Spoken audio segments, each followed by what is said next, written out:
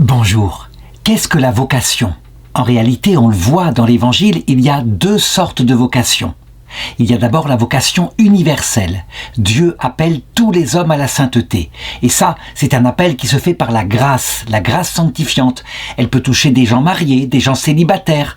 Il y a des gens qui se consacrent à Dieu à travers la vie monastique en vue de rechercher cette vocation unique. Nous savons, dit le Concile Vatican II, que tous les hommes, sans exception, à un moment donné ou à un autre, souvent à l'heure de leur mort, seront appelés à cette vocation-là. Et puis, il y a une deuxième sorte de vocation pour des êtres particuliers par rapport à une mission au service de la première vocation. Dieu appelle parfois quelques apôtres, quelques témoins. Il les appelle pour une mission particulière, un peu comme il le fit dans l'Ancien Testament, pour Jonas, à qui il demanda, alors qu'il ne voulait pas, d'aller prêcher à la grande ville Ninive, que si elle ne se convertissait pas, elle allait être détruite. Eh bien, ce genre de vocation continue d'exister dans le Nouveau Testament. C'est par exemple la vocation de Saint Paul. Le Seigneur va le chercher parce qu'il a besoin d'un intellectuel, d'un théologien, formé à la meilleure école, l'école juive, pour pouvoir prêcher l'Évangile, pour pouvoir aider les apôtres qui, eux, avaient été appelés à partir de personnages très humbles. L'histoire que je voudrais raconter ici est celle du bienheureux, ou plutôt du vénérable. Il n'est pas encore béatifié. L'Église attend, après avoir fait son enquête, des miracles confirmatifs de la volonté de Dieu, mais du vénérable père Jean-Jacques Ollier. Il a eu un rôle essentiel en France et peut-être sur toute la chrétienté occidentale, puisque il a eu une mission, et ceci au XVIIe siècle, de fonder une spiritualité au service du sacerdoce. Ça se passait après le Concile de Trente, on peut le dire. C'est lui qui a répandu, grâce au séminaire qu'il a fondé, et ce, par l'appel de Dieu, un appel qui lui est tombé dessus, alors qu'il était un prêtre très mondain, ou plutôt un séminariste mondain, fait pour une carrière ecclésiastique, pas du tout pour la sainteté. Eh bien, c'est Dieu qui est allé le chercher, qui l'a appelé, et quoi qu'il aurait pu faire, Dieu l'a préparé à cette mission, c'est ce que je vais raconter ici. Il naît en 1608, donc au début du XVIIe siècle. Nous sommes juste après le Concile de Trente, concile qui, dans ses décisions, a décidé que l'Église devait se reprendre en main, qu'il fallait maintenant que les prêtres soient mieux formés. Dans les décrets du Concile de Trente, il y a en particulier l'exigence que soient créés des séminaires, c'est-à-dire des maisons de formation adaptées à la vocation sacerdotale. Et partout dans l'Église, on voit donc l'Esprit Saint qui met en marche, je dirais les anges et je dirais les saints du ciel pour attirer des vocations. Pour faire cela, il va y avoir quelqu'un comme par exemple Saint Ignace de Loyola qui va fonder les Jésuites et bien d'autres fondateurs. En ce qui concerne Jean-Jacques Ollier, il naît dans une famille de la noblesse française, ce qui veut dire que, puisqu'il se dirige très vite vers la vocation sacerdotale, ce qui veut dire qu'il était promis à une carrière par le fait même qu'il était de famille noble. D'ailleurs, il va avoir bientôt un bénéfice ecclésiastique comme on le faisait à cette époque-là, un bénéfice d'un monastère sans même participer à la vie de ce monastère. Je vais donner rapidement quelques-uns des titres de noblesse qu'il hérite avec sa famille. Il est le fils de Jacques Ollier, qui mourra alors qu'il aura 23 ans en 1631, qui lui-même est fils aîné de François Ollier et de Manuel Molé, fille de Nicolas Molé de Jusan-Vigny, du chef de sa femme, sire d'Ivry, Verneuil et de Chappet.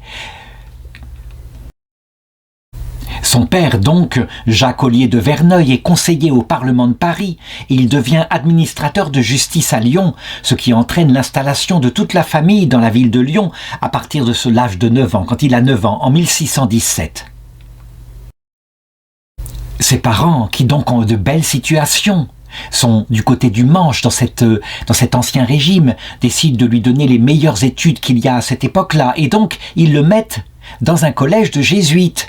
Il va y rester entre 1617 et 1625. Il y fait toutes ses humanités. Il apprend le latin, le grec, mais pas encore l'hébreu. Mais il devient excellent dans ces langues. C'est là qu'il va d'ailleurs rencontrer Saint François de Sales, le futur docteur de l'Église, qui l'encourage à devenir prêtre. Mais c'est une rencontre d'un jour. Je dirais que Saint François de Sales, qui ne peut pas lire dans son âme, ne voit pas que, en réalité, pour le moment, il n'est pas converti du tout.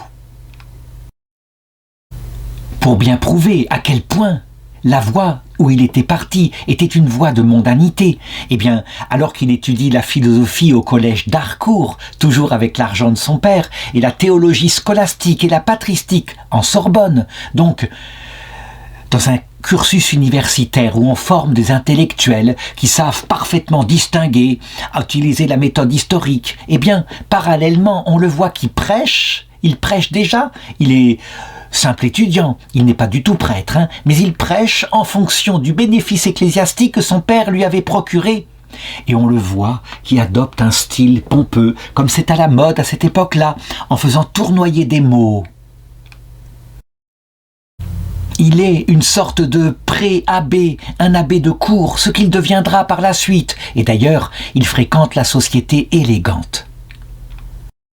Il aime briller, et par exemple, puisqu'il lui manque la compétence de l'hébreu, il s'en va à Rome pour l'étudier cette langue, et d'ailleurs, là-bas, pour bien montrer à quel point il est savant, il va défendre une thèse portant sur de la théologie, en Sorbonne et en hébreu, ce qui lui donne évidemment une grande renommée. Habituellement, si on juge ainsi de l'extérieur une telle âme, on pourrait se dire qu'il est parti, alors qu'il est d'église, sur une voie de perdition. La réalité est plus complexe. La réalité, c'est que la grâce de Dieu, pour le moment, ne l'a pas renversé. Dieu peut le faire, Jean-Baptiste l'avait dit. Il peut faire de ces pierres que voici des enfants à Abraham. C'est une chose essentielle qu'il faut se dire, de manière à regarder ce qui va lui arriver. Par contre, Dieu, à cette époque-là, l'attire par un aiguillon, quelque chose qu'on appelle la prémotion divine. Ça veut dire que son âme, manifestement, n'est pas profondément satisfaite de cette vie qu'il donne ainsi hypocritement à Dieu, en faisant croire à l'extérieur qu'il la donne réellement à Dieu. Et Dieu va commencer, alors, pour l'attirer à lui.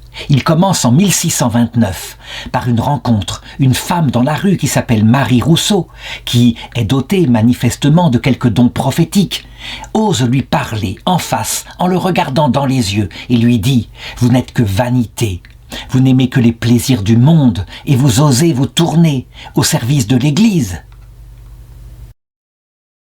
On peut le dire, cette parole dure, cette parole de feu, le frappe en plein cœur. Évidemment, elle est accompagnée par une grâce supplémentaire venant de Dieu qui veut traumatiser son âme afin qu'il réfléchisse sur lui-même. Un peu plus tard, il tombe malade. Une maladie qui le rend presque aveugle. C'est une maladie physique, mais on le voit bien, il y a une réminiscence avec la conversion de saint Paul lorsqu'il vit le Christ. Il devint aveugle quelque temps. Sans doute que cette maladie avait une origine mystique, simplement pour lui manifester à l'intérieur de son âme qu'il n'y voyait rien du tout. En réalité, Dieu est en train de lui faire faire, sans qu'il s'en rende compte, bien qu'il soit dans un collège jésuite, de lui faire faire les exercices de saint Ignace qui commencent par cela. Souviens-toi que tu es poussière, que tu peux mourir n'importe quand, et ta carrière, ta belle carrière, où sera-t-elle? Et donc, ainsi déstabilisé, sur le chemin qu'il prenait, eh bien il décide de partir en pèlerinage à Lorette, là pour obtenir sa guérison. Eh bien, à Lorette, incroyablement, non seulement il va obtenir sa guérison, mais il obtient quelque chose de bien plus profond, la grâce de la conversion. Je veux dire par là que à Lorette lui est donnée une présence intime de Dieu, une présence non seulement de Dieu, qu'il ne voit pas, il n'a pas d'apparition. C'est pas ça, c'est comme si le Dieu vivant, Jésus-Christ, était surgi dans son cœur. Il ressent sa présence, c'est quelque chose de fort et de doux à la fois. Ça change tout. Lui qui jusqu'ici était chrétien dans des raisonnements philosophiques, théologiques et chrétien de naissance, qui avait bien cette attraction dont j'ai parlé, tout d'un coup, voici que Jésus-Christ surgit comme une personne réelle dans son cœur. À partir de là, il change de vie. Il entre dans une relation personnelle avec Jésus. C'est ce qu'on appelle sa conversion. C'est ce qu'on appelle aussi en théologie l'entrée dans la grâce sanctifiante. Ça veut dire que maintenant, il n'est plus simplement un chrétien de culture, il est devenu un chrétien d'âme. Il fréquente Jésus-Christ, il lui parle, il fréquente l'oraison du cœur. Évidemment, on se dit que tout de même, à cette époque-là, où la France est catholique entièrement, comment se fait-il qu'il n'ait pas, dès sa naissance, dès sa jeunesse, découvert l'oraison du cœur? La réalité, c'est que Dieu dispense la grâce sanctifiante, même en terre chrétienne, à qui il veut, et que ceux qui sont appelés à être le levain dans la pâte, eh bien, cela, il les met à part. Mais il peut arriver que un grand nombre de personnes qui ont reçu le baptême ne vivent pas de la grâce sanctifiante. Le Seigneur dispense sa grâce ou ne la donne pas. Et il sait ce qu'il fait. Quelquefois, lorsqu'il met un peuple entier ou une génération entière dans le désert intérieur, c'est afin que son âme, n'étant plus abreuvée de l'eau vive du Saint-Esprit, connaisse un temps de désert et pour que le salut dans l'autre monde soit plus fervent, plus puissant. On imagine, pour les hommes qui n'ont pas eu cette rencontre intérieure, comme Jean-Jacques Ollier, quand elle se fait à l'heure de la mort, après qu'ils aient vécu loin du Seigneur et quelquefois en étant prêtres, en étant au service du Seigneur, le bouleversement est total. Vraiment. Sauf que lui, le Seigneur voulait en faire son instrument et donc il lui donne cette grâce-là dès l'âge de 21 ans. Évidemment, ça a été un tel choc dans sa vie qu'il pense à un certain moment se faire chartreux. Pourquoi pas? Pourquoi ne pas chercher l'essentiel et se retirer dans la vie monastique la plus difficile, celle où on vit comme ermite avec quelques réunions le dimanche entre frères? Et puis, c'est à ce moment-là que le ciel, qui évidemment l'a mis de côté pour la vie apostolique, va faire intervenir d'autres personnes, ce qu'on appelle la communion des saints. On peut imaginer que du haut du ciel, il y a son ange gardien, il y a la Vierge Marie, tout le monde travaille pour le mettre sur la bonne voie, mais au rythme qu'il faut.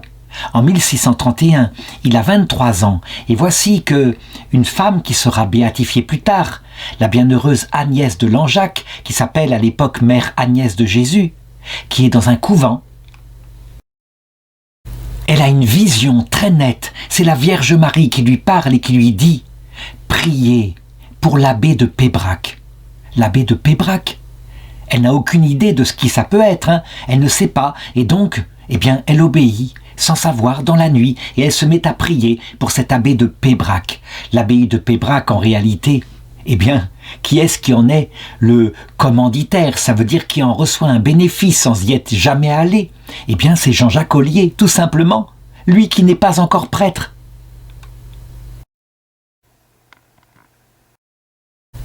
Qu'est-ce que ça veut dire que cette apparition à une religieuse? Tout simplement que le ciel qui agit invisiblement de là-haut, évidemment, il a aussi des instruments sur la terre. Cet homme-là, il doit un jour rencontrer la bienheureuse Agnès. Il doit un jour bénéficier de ses enseignements, de sa spiritualité. Pour le moment, ça se fait invisiblement, ce qui montre à quel point, et nous le verrons dans l'autre monde, à quel point la communion des saints, parfois, nous valent une conversion, et on ne sait pas pourquoi. En réalité, c'est peut-être parce que quelqu'un sur la terre prie pour nous, par mandat du Seigneur, ou quelqu'un du haut du ciel. En tout cas, lui, il revient à Paris en 1631, et là, son père meurt.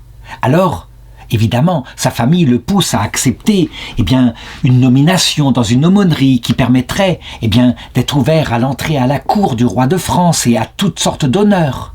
Il refuse cela. Il commence même un apostolat tout à fait étrange pour sa famille qui ne s'attend pas à cela. Le voilà qui se met à réunir des mendiants et des pauvres dans sa maison pour les catéchiser. C'est absolument stupéfiant. Un abbé comme lui, un abbé de cour qui n'est pas encore ordonné prêtre, comment peut-il s'intéresser à des va-nu-pieds? Il est fait pour avoir une vie mondaine, faire des bons mots à la cour du roi de France. Non. À cette époque-là, le Seigneur permet qu'il fasse la rencontre avec l'un des plus grands saints de l'Église catholique, qui se trouve aussi sur Paris.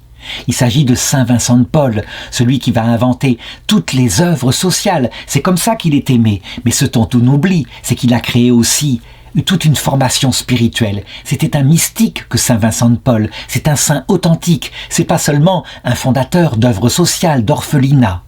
Eh bien, en vue de son ordination qui va avoir lieu en 1633, à l'âge de 25 ans, la retraite qu'il suit et qui le prépare à ce sacerdoce sera prêchée par Saint Vincent de Paul. On peut le dire. Il ne s'en rend pas compte encore, mais les meilleurs instruments qui sont présents sur terre sont mis à son service. Et ça va être, on va le voir par la suite, essentiel.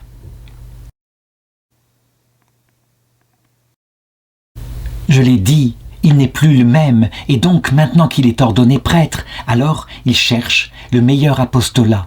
Il a bien suivi les conseils de Saint Vincent de Paul, qui lui aussi avait commencé comme cela, qui disait « une âme aux yeux du Christ ». C'est plus que tout l'or du monde, il est mort pour chaque âme. Et donc, il faut aller dans les lieux où personne ne va.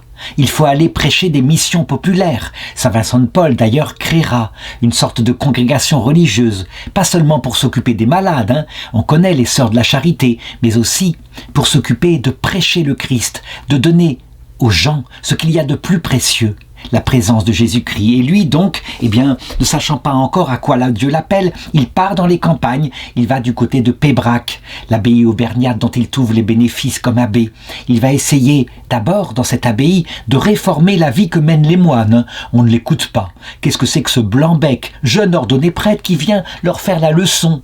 Et c'est vrai que ce sont des moines décadents. Quand on entre dans des monastères, parfois, c'est parce qu'on est le cadet d'une famille. Donc, oser ainsi vouloir réformer leur vie, impossible, il n'y arrive à rien. Alors il va prêcher dans les campagnes auprès des pauvres gens. Et là, son discours est totalement changé. Fini les effets de manche, fini le langage cuistre. Il prêche comme il le peut, avec des mots simples et des petites histoires. Et là, vraiment, on peut le dire, quand Dieu a quelque chose dans la tête, si on peut dire, il l'a vraiment. Il se met lui aussi à rêver. Il voit en rêve une religieuse que le lendemain, il reconnaît. C'est Mère Agnès de Langeac. Donc il va vers elle, et elle, à son tour, elle le reconnaît. Et c'est là qu'ils se rendent compte que leur rencontre ne peut pas être un hasard, que si Dieu les a réunis, c'est parce que l'un doit bénéficier d'un enseignement de l'autre. Que va lui apprendre Mère Agnès de Langeac ? Eh bien, tout simplement, la contemplation mystique. Il doit se tourner vers l'humanité du Christ pour pouvoir contempler sa divinité. Et en contemplant l'humanité du Christ, il comprendra qui est le Père. Oui, c'est une spiritualité profondément contemplative qu'elle lui apprend. Et elle lui apprend aussi que le Christ, dans son humanité, ne peut être à lui tout seul quelque chose. Son humanité ne peut épuiser la grandeur de sa divinité, qu'il faut donc aussi se tourner vers la Vierge Marie, qui, en complément avec lui, est image de Dieu.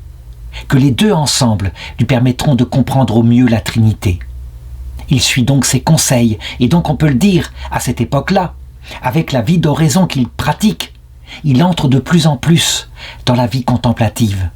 On peut imaginer qu'elle lui apprend à découvrir le chapelet qui est une école de spiritualité très simple.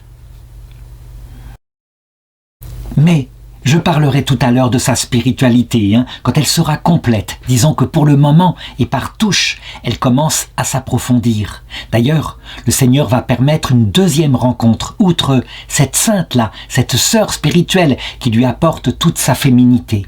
Il va rencontrer quelque temps plus tard le père de Condrin. Qui est-il ? Eh bien, c'est le premier successeur du cardinal de Bérulle. Le cardinal de Bérulle, c'est un prélat français qui, appliquant les directives du Concile de Trente, avait décidé de fonder une sorte de congrégation qu'il appelait l'Oratoire pour la formation des prêtres.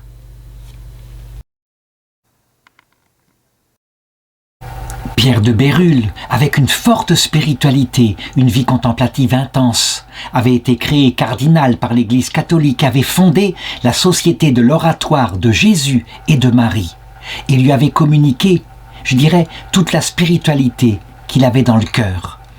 À sa mort, évidemment, c'est donc le père Charles de Condren qui prend sa succession, mais manifestement, le père de Condren doit être assisté, il faut un instrument de Dieu, quelqu'un qui puisse l'aider. S'il doit se fonder un renouveau du sacerdoce en France et peut-être dans toute l'Europe, manifestement, le ciel a choisi donc Jean-Jacques Ollier et il ne le sait pas encore. Donc la rencontre qu'il va faire va être fondamentale. En effet, à cette époque-là, comme il arrive à des gens de famille noble, on commence à tourner autour de lui pour lui proposer de devenir évêque. Eh bien, Charles de Condren va le décourager dans cette voie, va lui dire « Non, non, n'allez pas par ici. Vous serez chargé de l'administration d'un diocèse. Au mieux, vous serez sur place, comme l'ont fait des grands évêques après la réforme du Concile de Trente. Au pire, vous serez un évêque mondain, à la cour du roi. Non, il y a quelque chose de plus grand, de plus important à faire. Faites quelque chose pour la formation des prêtres. » Ils vont créer entre eux une amitié spirituelle très forte et le père de Condren va lui communiquer tout l'enseignement, la spiritualité qui venait du cardinal de Bérulle, mais dont je vais parler tout à l'heure. Je crois que, en tout cas pour le moment, même si intellectuellement il commence à rentrer dans quelque chose qui est un mélange de contemplation mystique, mais aussi de religion, ça veut dire des instruments de Dieu qui permettent d'aller vers la contemplation. Il les comprend de plus en plus. Pas seulement la dévotion au Christ dans son humanité, à la Vierge Marie, aux saints, aux sacrements, mais, je dirais, tout cela ordonné à une vie de prière silencieuse. Il lui manque cependant, pour pouvoir achever sa formation et pouvoir ensuite porter beaucoup de fruits, il lui manque une formation venant du Seigneur lui-même. Et la chance va lui être donnée à partir de cette époque-là. Ce que je vais raconter ici va paraître mystérieux à certains, pourtant c'est fondamental.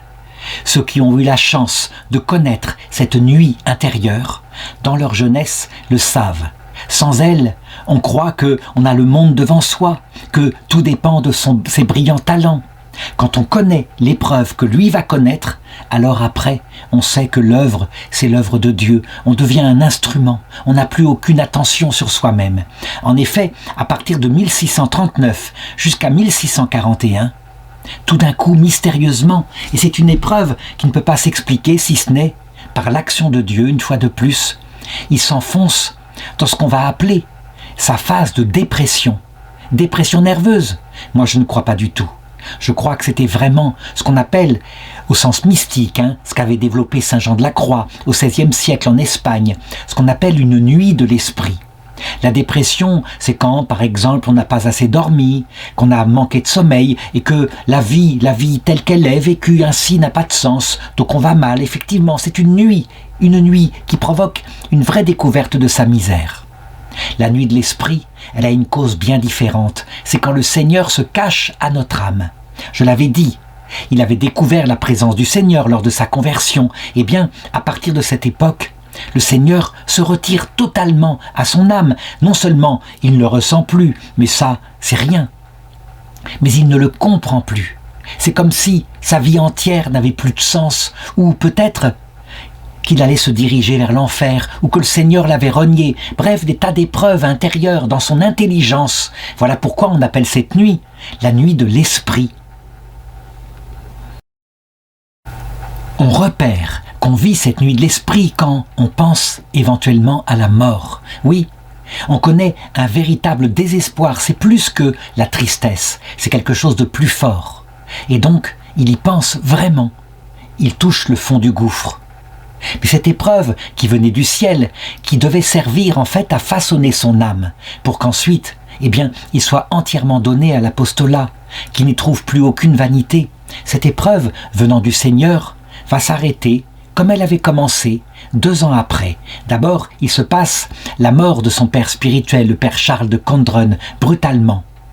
Et ensuite, à la Pâque 1641, donc à peine 2 ans après le début de son épreuve, tout d'un coup, toute la joie lui revient.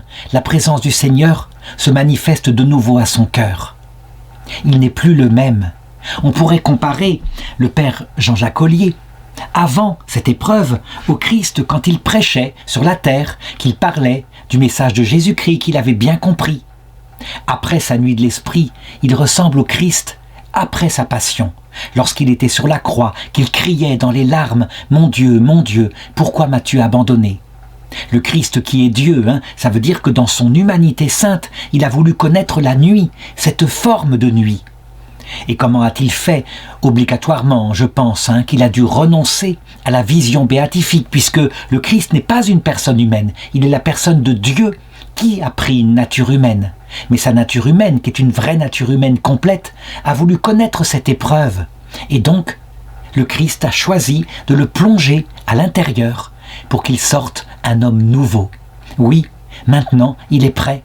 Son âme est devenue comme celle du Christ, comme le dit l'Épître aux Hébreux au chapitre 5, est devenu prêtre selon l'ordre de Melchisédek. Il pourra s'occuper de tous ceux qui viendront à lui, tous ceux qui, avec leur propre misère, lui demanderont des conseils. Il sera plein de miséricorde et plein de vérité. Il se souvient maintenant de ce que lui avait dit le Père. Il lui avait dit de s'occuper de la formation des prêtres. Et donc, suivant ainsi les conseils du Père de Condren, il va tenter, dès 1641, avec deux autres prêtres, le Père Collet et le Père Duferrier, de créer une sorte de communauté centrée sur la prière, l'étude, la lecture de la Bible, l'adoration eucharistique. Ce n'est pas encore bien organisé, mais c'est une communauté de prêtres. Il crée cela rue de Vaugirard, le 28 décembre de cette année 1641. Donc, quelques séminaristes le rejoignent, et aussi quelques prêtres qui sont là pour donner quelques cours. Lui-même se spécialise plutôt dans l'enseignement de la Bible à ces jeunes qui viennent ainsi de le rejoindre. Mais, je l'ai dit, c'est la mort du Père Condren qui tout d'un coup le met en face de ses responsabilités. Il faut davantage s'impliquer, il faut structurer les choses. Un prêtre, il le sait, lui qui a fait ses études à la Sorbonne, ne doit pas être d'abord un intellectuel, il doit être un homme de Dieu. Et donc, méditant sur ce qu'il a vécu, sur l'enseignement spirituel qu'il a reçu du Père Condren, de Mère Agnès de Langeac, et puis du cardinal de Bérulle, même s'il ne l'a pas connu. Alors il décide de structurer les choses. Sur le conseil de son père spirituel, il commence à mettre par écrit le projet qu'il a. Et alors il se lance. À cette époque-là, voici qu'on lui donne la gestion d'une paroisse, la paroisse Saint-Sulpice à Paris. Nous sommes en 1642, il est nommé le curé de cette paroisse, il accepte, malgré l'opposition de sa famille, qui trouve que cette charge est tout à fait modeste par rapport à ce qu'ils espéreraient pour lui. Mais lui, ça ne fait rien, c'est ce qui lui va. Il va rapatrier la maison de prêtre qu'il avait commencé à former du côté de Saint-Sulpice. Et à partir de là, il organise les choses. Il embauche des prêtres, des formateurs, mais surtout lui, il est un peu l'âme de cette maison. Il communique la spiritualité, dont je vais parler un peu plus tard. Très vite, cette communauté se développe, des prêtres voulant recevoir une bonne formation, se rendent compte que s'ils doivent aller quelque part, c'est là, plutôt que de suivre des cours universitaires. Là, ils trouveront tout ce qu'il leur faut. Les trois sagesses, il y a des cours de philosophie qui sont donnés, des cours de théologie, mais surtout, tout est centré sur la vie de contemplation mystique. On ne se contente pas de développer la rationalité, on développe le cœur, avec une grande dévotion, je l'ai dit, à la Vierge Marie et aux saints. Du côté de l'archevêché de Paris, on entend parler de cette initiative, on trouve ça très bien, on vient visiter. Au bout d'un certain temps, l'archevêque de Paris lui demande d'assurer la formation de tous les postulants à la vie sacerdotale de son diocèse. Et donc, il lui accorde de grands bâtiments à proximité de l'église Saint-Sulpice. Et c'est ainsi que le séminaire Saint-Sulpice voit le jour.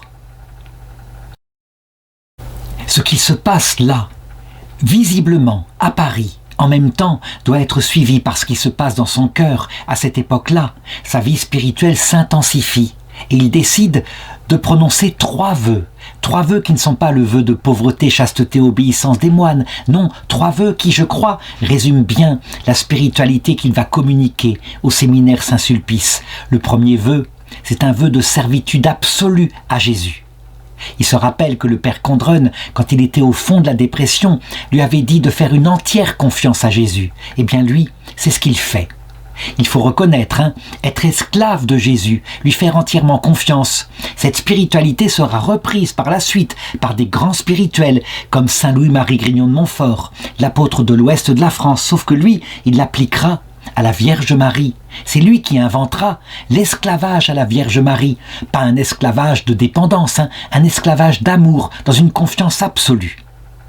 Deuxième vœu, 1 an plus tard, un vœu de servitude et de consécration au salut des âmes.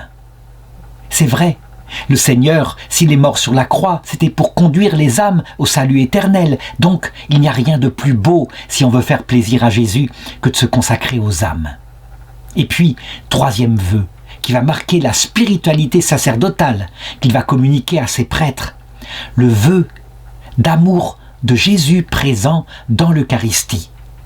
De vœu à l'hostie, d'adoration de l'hostie dans le Saint-Sacrement. C'est quelque chose de particulier. On pourrait dire que c'est un doublon par rapport à son vœu de servitude à Jésus. C'est pas un doublon, c'est une forme de spiritualité. Ça veut dire que, étant prêtre, la spiritualité des prêtres va passer évidemment par ce qui fait leur mission, l'Eucharistie qu'ils consacrent. Ils doivent aller à Jésus, eux, spécifiquement, par l'Eucharistie. C'est une évidence. Et ça marche. La paroisse Saint-Sulpice qu'on lui avait donnée, qui végétait, qui avait très peu de fidèles, tout d'un coup se met à attirer des fidèles de tout Paris. Ils veulent assister à la messe de ces prêtres fervents, de ces prêtres pleins de dévotion, qui n'emploient pas des mots savants pour faire savant, mais qui plongent vers l'amour de Dieu. Ça veut dire que quand ils prêchent, ils nourrissent l'âme des fidèles. Et bien sûr, quand on a un tel succès, un succès grandiose avec, je dirais, de l'attraction de tous les côtés, forcément, à un moment donné, on s'attire de la jalousie. Il échappe à un pugilat en 1645, on essaye de le détruire, mais il continue son œuvre. En France, plusieurs diocèses entendent parler par l'archevêque de Paris de cette nouvelle maison de formation des prêtres et donc font appel à ses services. Il n'a pas de difficulté à leur répondre parce que énormément de prêtres sortent du séminaire Saint-Sulpice. Il envoie donc à Nantes, à Viviers, à Saint-Flour, au Puy, à Clermont-Ferrand. Il envoie donc des prêtres qui, là-bas, prolongent son œuvre. Et c'est ainsi que la France entière va bientôt se couvrir de ces séminaires issus de Saint-Sulpice, avec ces spiritualités tout à fait particulières. Et c'est là, je l'avais promis plusieurs fois, que je veux décrire la spiritualité française et la spiritualité sacerdotale qui va sortir de Monsieur Ollier. Pour comprendre le changement radical, d'abord, il faut se plonger dans la spiritualité qui était pratiquée à cette période-là, très souvent. Je veux dire par là que, on connaît Dieu, on fréquente Dieu principalement par des études théologiques, par des études philosophiques. Je veux dire par là que Dieu est enseigné aux intelligences. Donc, c'est parfois un Dieu abstrait, ne serait-ce qu'à cause de la formation scolastique. À l'école de saint Thomas d'Aquin, on apprend à raisonner sur Dieu. Et quelquefois, cette méthode de saint Thomas d'Aquin est tellement séduisante, elle forme des intellectuels à la Sorbonne, que quelquefois, on développe un énorme intellect, avec un tout petit cœur, un cœur tout rabougri. Et donc, quand on enseigne, on enseigne des choses culturellement très profondes, ou alors des choses très intellectuelles. Il y a peu d'amour pour Jésus. Évidemment, dans ce genre de raisonnement, on voit apparaître à cette époque-là une spiritualité qui va être teintée de jansénisme. Le jansénisme, il faut que je décrive ce que c'est. Ça va avoir un impact très fort à cette période-là, et je dirais un impact très négatif. À l'origine, c'est une spiritualité qui paraît pleinement catholique. Elle s'appuie sur saint Augustin. Elle a d'ailleurs été écrite par Jansénius, qui essayait d'analyser la pensée de saint Augustin sur le rapport entre la grâce et la liberté. Et donc, Jansénius montre bien que la grâce est première, c'est certain, et que notre liberté, fondée sur cette grâce, doit répondre à Dieu, mais répondre pas de n'importe quelle façon. Pour Jansénius, nous devons être parfaits, comme notre Père Céleste est parfait. Or, on le constate, il y a en nous des lois du péché. Nous retombons, nous tombons sans cesse. Donc, par rapport à Dieu, tout ce qu'il a fait en venant nous sauver par sa grâce, manifestement, nous le voyons bien. Nous ne sommes pas dignes de Dieu. Il insiste énormément, Jansénius, sur le regard, sur notre propre péché. Mais ce regard qui, normalement, devrait conduire simplement à l'humilité et à la joie par rapport à un tel sauveur qui nous prend dans ses bras malgré notre indignité, elle conduit à regarder que si jamais on ne change pas de comportement, si on n'arrive pas à tuer en nous complètement les imperfections, on ira en enfer. Et pourquoi ? Parce que Dieu, justement, est grand, puissant, abstrait, et que, à l'heure de la mort, il nous jugera, que la plupart des gens, n'ayant pas assez lutté, iront donc en enfer. Ce qui veut dire que, dans la spiritualité janséniste, tout l'amour de Jésus est comme abandonné au profit d'un Dieu qui est un juge terrible, qui ne viendra certainement pas à l'heure du jugement d'abord comme un avocat, mais comme un juge distribuant la damnation à tour de bras et le salut pour quelques-uns. Cela fait, comme spiritualité, forcément que Dieu est un peu abstrait, qu'on s'approche de lui avec tremblement, qu'on ose à peine communier, parce que communier eucharistiquement, ça voudrait dire qu'on s'estime digne de communier, alors qu'on ne l'est jamais. Curieusement, avec cette hypertrophie de l'humilité, qui est pourtant une qualité chrétienne, voici que l'amour se rétracte et que Dieu devient de plus en plus lointain. La spiritualité de Jean-Jacques Ollier n'a pas de rapport avec cela. D'ailleurs, dès cette époque-là, on le voit qu'il lutte avec une très grande fermeté contre le jansénisme. Il est en cela, évidemment, dans la suite de la formation jésuite qu'il avait reçue dans sa jeunesse. Au lieu de présenter Dieu comme étant terrible, il le présente dans son amour total. Il se sert de ce que lui a appris le cardinal de Bérulle via le père Condren. Il se sert de cela pour prêcher aux prêtres qu'il faut regarder toujours l'humanité de Jésus. Il est doux et humble de cœur. Il ne saurait se montrer et apparaître comme un juge terrible. Il est d'abord un homme de miséricorde. C'est le Sacré-Cœur de Jésus. On reconnaît ici déjà en germe cette spiritualité. Chez le Père Jean-Jacques Ollier, il y a donc profondément une contemplation de la Trinité dans son amour infini via l'humanité de Jésus. Et du coup, en conséquence, une contemplation de l'être humain. Il reprend certains propos du cardinal de Bérulle quand il disait « Regardez l'homme, c'est un miracle d'une part ». Et on voit ce miracle dans le fait que Dieu, pour l'homme, s'est incarné. Mais c'est aussi d'autre part, un néant. Néant à cause de son péché, à cause de sa misère. Il faut tenir les deux ensemble. On rejoint ici la spiritualité qui avait toujours été développée par les premiers moines du désert. Il faut, à cause de l'amour de Dieu, développer un cœur de feu pour Dieu, l'aimer de tout son cœur. Il le mérite. Il faut, par rapport au néant qui est en soi, développer un cœur de pierre par rapport à soi, parce qu'on est pécheur. Et il faut, par rapport à notre prochain, développer un cœur de chair, plein de miséricorde, plein de joie, parce que l'amour du Christ, manifestement, est là pour sauver tous les hommes. On ne saurait être dur avec son prochain. Le cœur de pierre, par rapport à soi, ne doit pas se tourner donc en crainte, terreur de Dieu, et en dureté pour le prochain. Ça, c'est un effet du jansénisme. Dans le vrai catholicisme, le cœur de pierre qu'on a pour soi comme pauvre pécheur, amène à aimer encore plus Dieu qui nous prend tel qu'on est et à aimer avec beaucoup de miséricorde le prochain pour qui Dieu est mort sur la croix. De sa vie de contemplation avec les 7 dons du Saint-Esprit et en particulier à partir du don de science, il contemple l'être humain. Il se rend compte que les missions que les prêtres doivent prêcher dans les campagnes, c'est parce que le cœur de l'homme ne saurait être comblé sans la présence de Dieu, sans la présence de la Trinité. C'est donc, on le voit, un rapport entre Dieu qui se révèle et le cœur de l'homme qui est comme un vase fait pour être rempli de Dieu, qui l'amène d'abord, comme contemplation, à créer son séminaire. Ça, c'est le premier aspect. Donc on peut le dire, Jean-Jacques Ollier est un théologien mystique de la plus haute espèce. Maintenant, deuxième aspect, c'est qu'il forme des prêtres. Et les prêtres sont là qui passent à travers une religion et à travers des signes sensibles qu'il donne au peuple pour les rapprocher de cette contemplation. Donc, il va se pencher sur tous ces signes sensibles qui font la spiritualité du prêtre et il va la développer. Je dirais même que ce qu'il va faire va avoir un tel impact sur les prêtres qu'il forme ainsi avec tous ses disciples que c'est toute la spiritualité des fidèles qui va en être transfigurée, parfois exagérément. En effet, je l'ai dit, le prêtre, il contemple Jésus-Christ par la consécration eucharistique.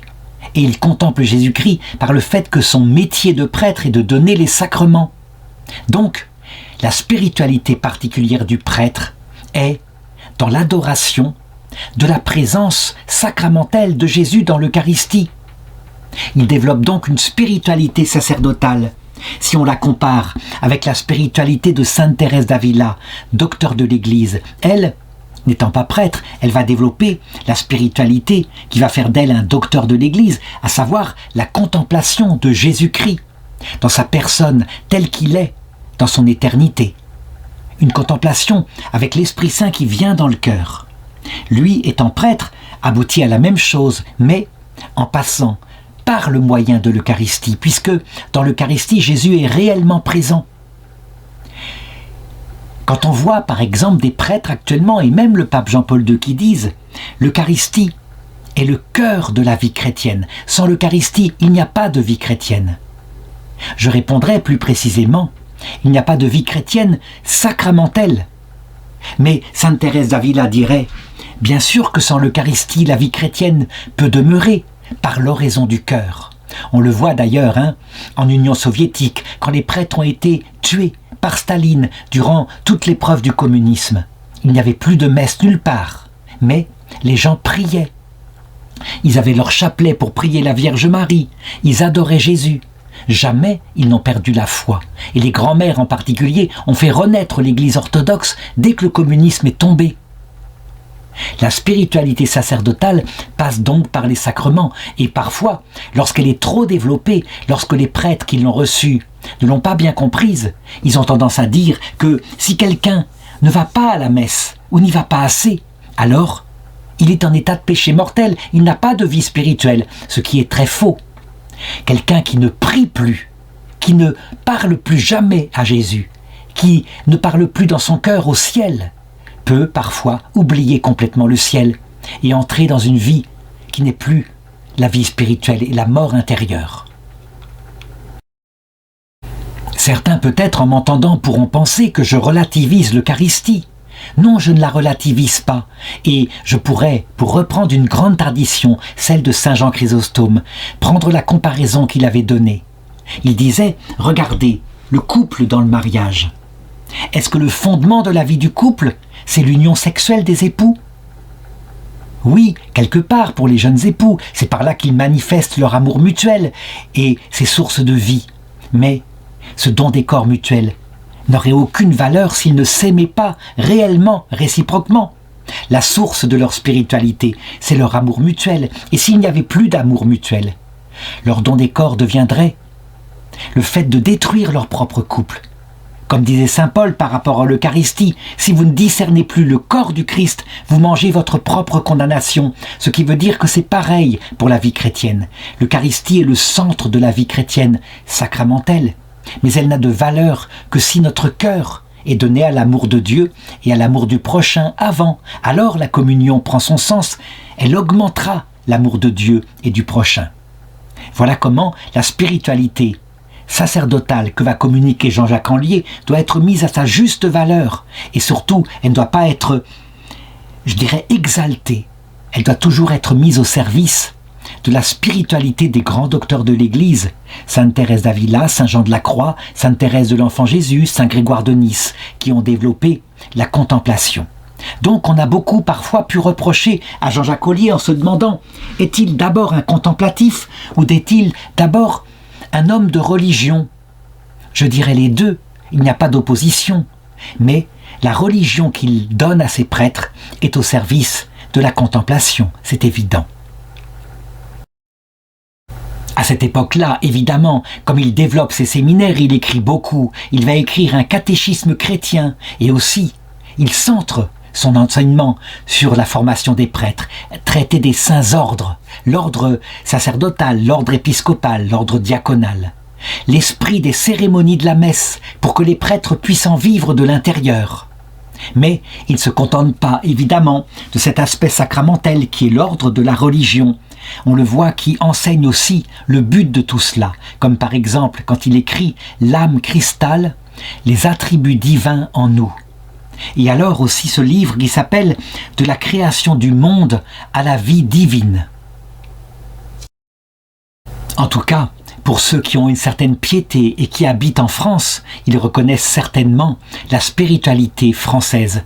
D'ailleurs, elle s'est répandue dans le monde entier, parce que Jean-Jacques Ollier, bien que très tôt, il est malade, je veux dire sa santé ne s'améliore pas, à 45 ans, on le voit déjà très affaibli, et pourtant, il ne perd pas son esprit missionnaire.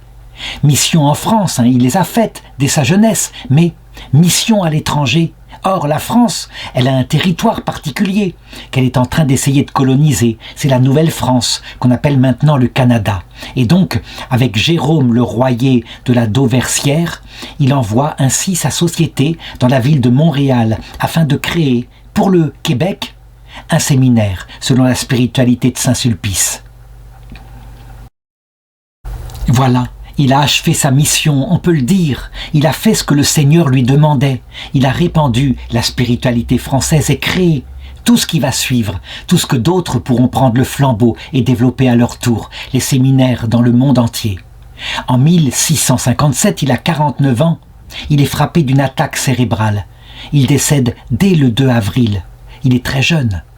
Extraordinairement jeune, ce qui montre que, comme le disait Jésus, nous sommes des serviteurs quelconques, nous n'avons fait que notre devoir, et c'est comme ça qu'il meurt. Il est entouré, au moment de sa mort, par saint Vincent de Paul, qui vient lui administrer les derniers sacrements.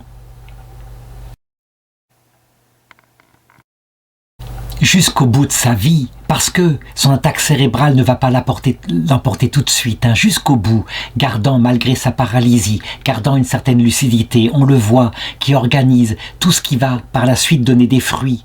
Il donne à la cathédrale Notre-Dame de Paris une petite prédication pour envoyer dans le Canada sauvage, donc les prêtres sulpiciens qui vont fonder là-bas le séminaire. Il s'occupe aussi de la mission qui doit se développer au Tonkin. Comme on lui a dit que le roi Charles II d'Angleterre est intéressé par une conversion au catholicisme, il n'hésite pas à envoyer des prêtres auprès de lui pour pouvoir lui prêcher. Mais il n'y a rien à faire. Sa mission est terminée sur la terre. Il a fait ce que lui demandait le Seigneur. Il a produit ses fruits. Il part.